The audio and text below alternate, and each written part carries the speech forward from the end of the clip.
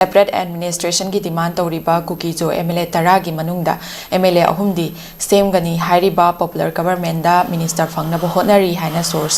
हाइदि तोंगान सोर्स तगी फंगबा पाउना हाइरि ओजा सिगसु मरि लेना ओजाना तोंगानबा अहानबगी वाफम दा तोंगान वाफम ओहेनिंगबा वाफम क्यासु थंबिरे अदुगा हौजिक फोंगलिबा सोर्स की पाउसिगा मरि लेना सु ओजागी ओपिनियन दा पॉपुलर गवर्नमेंट से सोइदना सेमगनी हाइबगी थाजबदु लेबिब्रा करी वाफम थंबिनि ओजा अदुनी popular government is why the same gani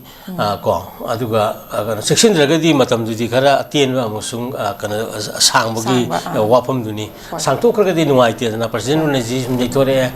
ta ka ni rage thore then ta sahi ahum thamgadang ni aduga national emergency gumba aduga census ki problem gumba laiba election commission gi oiba agenda gi issues laiba taragadi madu kanoni akore matam katana matam khara sang hena lobu yai habani ai constitution people right ahum de yen apon chai ahum mok thamgradi adui matung de nomadi semdabdi yaro semakani chai mari manga matung de warasu ko adu nate dana ai koi dia adu hauji ki kutak ta semadu pamai wani sema pamadu da ngasai gi koi gi weri ba mihu chingsina yam section lo hai be wani and in all aspects the government ama semagi mai ground situations mayam to semna lakna wai be wani hari ba ju leiri ba furu kuntra tuk tariki marak ta leiri conflict situation sida ton magi fillers mayam natraga awareness natraga discussion natraga telephonic talk or secret meetings Mama Pangthok Ohaven, the secret meetings as a meal, Pangthok, Malay, the Sanariba, conflict situation, Mayamasi, secret meetings, Katar history lady, Miam Kangandragasu. But for the sake of the Manipuri society, or Purpuntrataruki, interesting Kai, the Manipuraki, Masapi, and Kanda, Aduki roll over Udi, Nakanakanda, Launa Lake.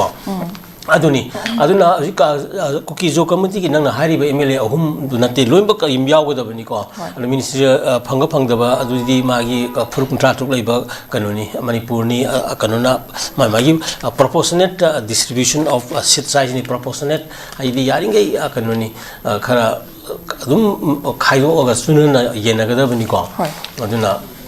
ai mi ani le nang na ama le pot am purakanda ani ga ma ka tangai da yen je di ya roi da ahum tok na tro aduna samaina tawgi kanu duma magi legitimacy adagi magi kanu mayam equity and shares mayam do like da bani yaw da bani ko ki zo kanu ni council natra kanu ki ko ki zogi community jingi kanu ki representative ni lai di basinga se yaw da bani constitution lai ra bani constitution ya ga da bani adagi state ki ba tongan ba magi ex laws rules lai si in ga da bani law in da ba aduni alofu na ri se ko aduna terrors ki ba thawak sing tawroi da bani kiningai oiba terror ki thabak tawbudu bani terrorist hari se aduna asai ki ground rules kanu thugai bagi kanu mayam lai kre su tawkre agreement tawkre khulai kanu tawroi kholoi gai na haiba leire adu akoi da tum tawshan nama man bagi posit tawhloi da bani haibani open secret da asai ki khulai pai myam da su nat panata bra gai na adu ga tuk tawri guwahati ki da ko amadu kanu na su da leiba group oiram moi gai na oi natte gai na adu di su Tahi ani ahum aduki matika highly alert within the Saigi, Kurak hang in a security Tamakanda. I know a noble Kulai, Yamama Tola, the failure where I have not to make it about. Aduni, Aduna, Kanoni, at the Pai, the Hajalaga Yagani, Miami, the cow, Guinea and a canvas, Masi, Kali, a Kogi, legislative to sing machine wero, Natraga, atop political entrepreneurs kind of high, Hojiki, Peshatan, business, Tawusima, Magi, Tongan, industry and units Katra Tawanatan. Politics the entrepreneur tholak podagi acho watho ama ngasai gi phurup ki leaders jingna magi phurup to politics ki mingda lalo laga akoi gi kano pesa paina ba sen paina ba imphal da delhi da mayum sana ba hona bagi oiba kano ma thogle eba ko magi phurup ji yo laga Maramaduna, Asunzi Bot Kanava, Amatina, Vidre, Belida, Vidrega, Hiraga, Sonic Satung di Putoka, Moima, leaders in Juna, Logto Okanta, by Samayamdo, Aduga, Adana, Tawena, Semgatraga, Semgatri Zinge, Kanatobani, Queen of Agantagi, majority community, Pirakam Nigan, Hazelaganda, Masai, my Purto La Lolaga, Lusingbook and leader, my Amasu sing the Ladieva, Aduni, politician, entrepreneur guy, and Harise, Aduna Sigumba, a canoning money, Adam. chumdi chumi ba aduna si cheksing gadong ni aduna even lairiba kano kai sin cookie lusing musing mai magi furup masa ngasai gi cookie jo kongsingi marakta lairiba mayam to gi interest kamaina hingni mi gi lamda laisalaga kano ne akoi na laiba 51 gi mamang ta lairiba sai su mayam ji di gi protections da kai da kani ko akoi ne hetan mi ji ba ho da honjalaka masing ya me ga na bota tawraga toksan gani ko ga haiji huji ki matam 21st century gi yamna kanu weriba ka matam si da adugumbu wakhan du khalloi da bani habani da aduna adigi kota aduni kota aisi amna lubani kota si yaring gai akoi di manipur gi di magi civilization wang na lakpani ne ko kota jida yaring gai kota system ji muthana ba lakna ga dong ne ba kota hai muthat jing gai di ngai pham saning ba do kai gino larik tami je na ngai gi kano singi kari gi mayam laina larik tam dong ne tam kan larik haina ba tamam da ba lai na ngai sta kano stipend phangna ba ama phangna ba sum da dun na traga ngai kota da ai ji kano mathabak changna ba kota da ai ji kota da IS phagula ga di ludro mi kota da kano gi police officer oi khala ga di kota da kano to khala ga di ludrai mi maram di nongmai ka pa ji amna skill loi ga dong ni kota da nongmai ka ya ponti mi aduna ngasai wahan gan ba kota da khan ya ponti mi adu mayam da sum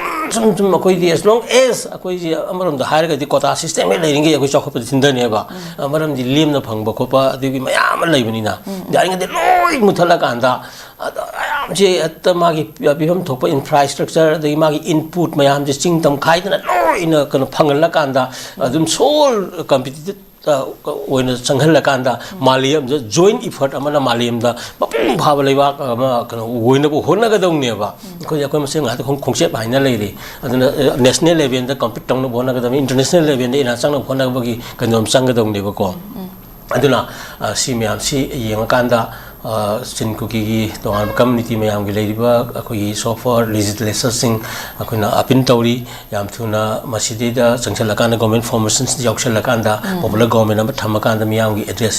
issues to miyam na pami ba adu khar di khongtok to ya roi akoi hana gi oi ba yana ba patok na tokchalu ba gi da sani ne simdi soidrabani ko aduna kanoni daita lok to ya roi mamang da pan gi ba sarkar legi ba sarkar jing daita lok to ya roi kanoni nong ra thoki ba thabak nati mamangi akoi years negligence administration ko by the leaders of both hill and valleys ko karoni valley dagi kana muching maranati adigi singi muching tangi maranati minority lu sing sing tangi maranati collectively moida yamna irresponsible oiba yamna physiology khangda ba past history nei na da ba aduga kana lanai khunai kana ni phadana nair sakhida ba lanai su hingde ya ponte adu khunai ne hena maru oiba anigi balancing gi ka wakhalunga khangi da ba ko aduna sigumba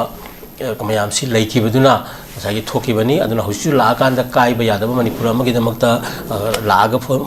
tawgani na khali yaguda bani yaudraga akasu kanaroi maramdi kanoni kai ba yadaba pol ama thugai na bo hona ba se kai dana bo hona ba mina masing helakani sakti helakani aduna haiba plan si yang kan da hojik government form tong na bo hona ba da kan loin ba ka sau ga sala sakadabani si thangge ko thaga